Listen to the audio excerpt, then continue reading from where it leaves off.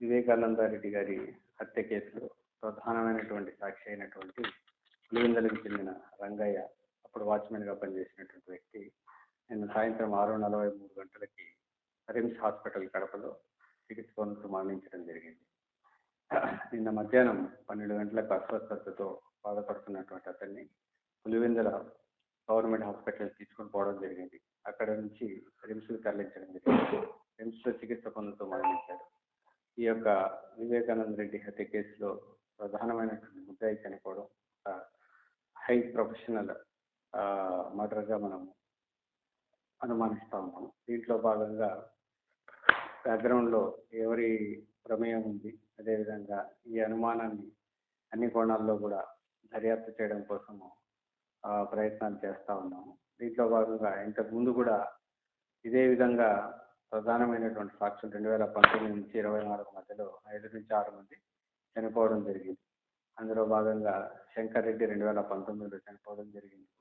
అదేవిధంగా గంగాధర్ రెడ్డి 2022లో చనిపోవడం జరిగింది. వైఎస్ అభిషేక్ రెడ్డి 2024 సెప్టెంబర్లో చనిపోవడం జరిగింది. నారాయణ అనే వ్యక్తి చనిపోవడం జరిగింది. ఇప్పుడు రంగన్న 2025 మార్చిలో చనిపోవడం. ఇంతకు ముందు కూడా సాక్షులు చనిపోయిన క్రమంలో పోలీసులు వాళ్ళ చనిపోయారు, సిబిఐ వాళ్ళ ద్వారా చనిపోయారు అనేసి విధంగా అసత్య ప్రచారం చేస్తూ ఉన్నారు. దీన్ని అన్ని కోణాల్లో దర్యాప్తు చేస్తూ ఉన్నాము. దీని వెనుక ఎవరున్నారు, ఎందుకు ఇలా చేస్తున్నారు, ఆ ప్రధానమైనటువంటి కేసులో భాగంగా దీన్ని కప్పిపుచ్చే ప్రయత్నాలు ఏమైనా జరుగుతున్నాయా అనే అన్ని కోణాల్లో కూడా ఈ కేసుని దర్యాప్తు చేయడం జరుగుతుంది. దీనికోసం ఒక ప్రత్యేకమైనటువంటి టీంని ఏర్పాటు చేయడం జరిగింది. ఆ టీం సైంటిఫిక్గాను మిగతా అన్ని రంగాల్లో అన్ని డాక్యుమెంట్స్ని వెరిఫై చేయడం జరుగుతుంది. ఆ కేసు ఇన్వెస్టిగేషన్ని త్వరితగతిన కంప్లీట్ చేయడం జరుగుతుంది. అంటే ప్రధానంగా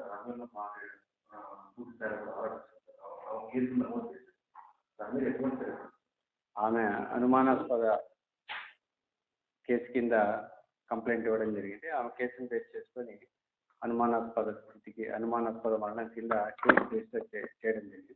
దీంట్లో వాస్తవాలన్నింటినీ కూడా అన్ని సైంటిఫిక్ యాంగిల్స్లో అనాలిసిస్ చేసి స్పెషల్ టీమ్తో అనాలిసిస్ చేసి బయటికి తీసుకురావడానికి ప్రయత్నం చేస్తాం. ఇప్పటివరకు ఇంకా ఈరోజే పోస్ట్ మార్టం కంప్లీట్ అయింది. దాంట్లో ఉన్నటువంటి రిపోర్టుగా ఇంకా ఫర్దర్ ఇన్వెస్టిగేషన్ కంటిన్యూ అవుతుంది. దాన్ని క్షుణ్ణంగా మరింత నిశ్చితంగా లోతుగా దర్యాప్తును కంటిన్యూ చేయడం జరుగుతుంది.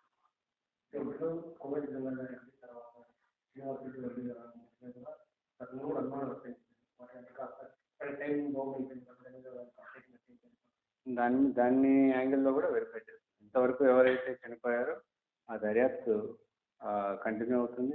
వాటికి వీటికి ఉన్నటువంటి సంబంధాలు, ఈ సీక్వెన్స్ ఇవన్నీ కూడా కంటిన్యూ చేయడం జరుగుతుంది ఇన్వెస్టిగేషన్లో భాగంగా. దీని వెనక ఎవరున్నారు, ఎవరైనా ఉన్నారా అన్న ఆల్రెడీ ఆ వివేక హత్య కేసులో ఉన్నటువంటి ముద్దాయిల ప్రమేయం ఏమైనా ఉందా అనే యాంగిల్లో కూడా ఈ కేసుల యొక్క దర్యాప్తు కంటిన్యూ అవుతుంది.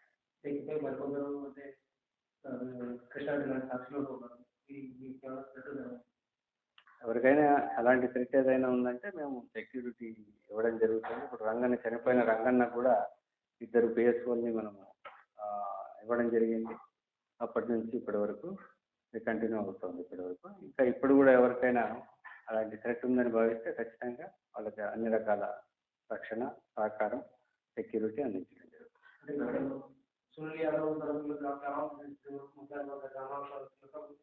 ఈ కోణాల్లో కూడా వెరిఫై చేస్తాం. ఆ యాంగిల్స్ కూడా దీంట్లో ప్రధానంగా మనం కాబట్టి సాక్షులు ఎందుకు చనిపోతున్నారు, దీని వెనక ఏమైనా ఉందా, ఏ కారణాలతో చనిపోయారు, ఏ పరిస్థితుల్లో చనిపోయారు అనేటివి ఆరోగ్యకరమైనటువంటి కారణాల వెనుక 5 సంవత్సరాల్లో 5-6 మంది చనిపోవడం అనేటటువంటి ఒక విస్తుగొలిపే విషయంగా భావిస్తూ దర్యాప్తును కంటిన్యూ చేయడం.